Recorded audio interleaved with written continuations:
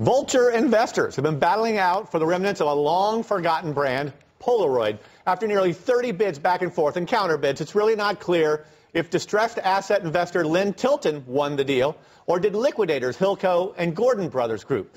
Now, the latest is that they supposedly won the deal. So let's go straight to the source for an answer. Lynn Tilton is here.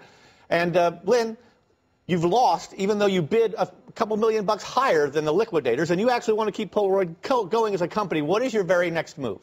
Well, the very next move is to keep on fighting. So we're going to go to court on Monday and file for a motion for stay to stop the deal from closing until we can make our case that we've won this not once, but twice we've had the highest bid. So you want a temporary restraining order? It's going to be equivalent to a TRO to stop the closing of this deal, stop time, stop the clock. I don't understand. You bid more money. Yeah, why didn't you get it?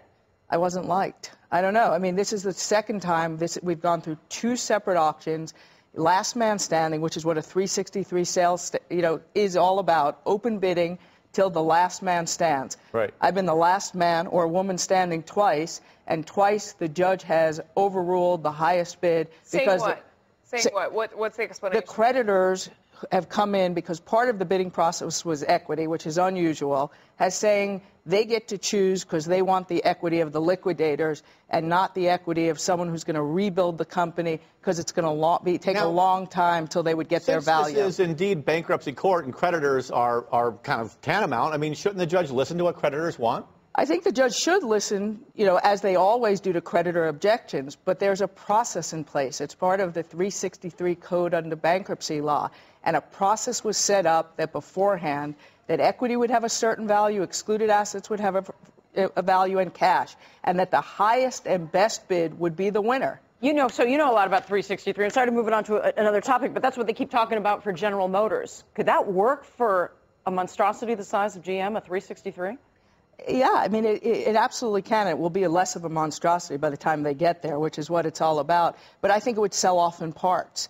But what it's meant to be is an open bidding process that attracts people to the highest. What just happened in Polaroid will chill the process. It will make people feel that they can't come to play unless they know how to be a bully or to make side deals. And this is a huge problem for the future of 363 sales. This is a company that you want to run, that you want to, I mean, what do you want to do with Polaroid? We want to rebuild. We want to take the iconic legend.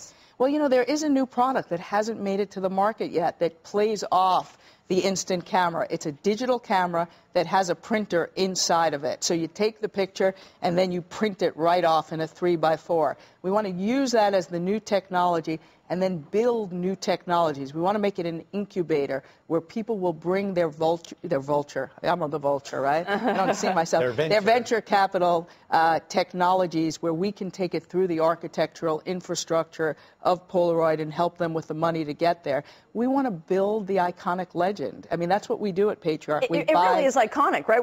There was a hit song a year ago where they said, "Shake it like a Polaroid picture." We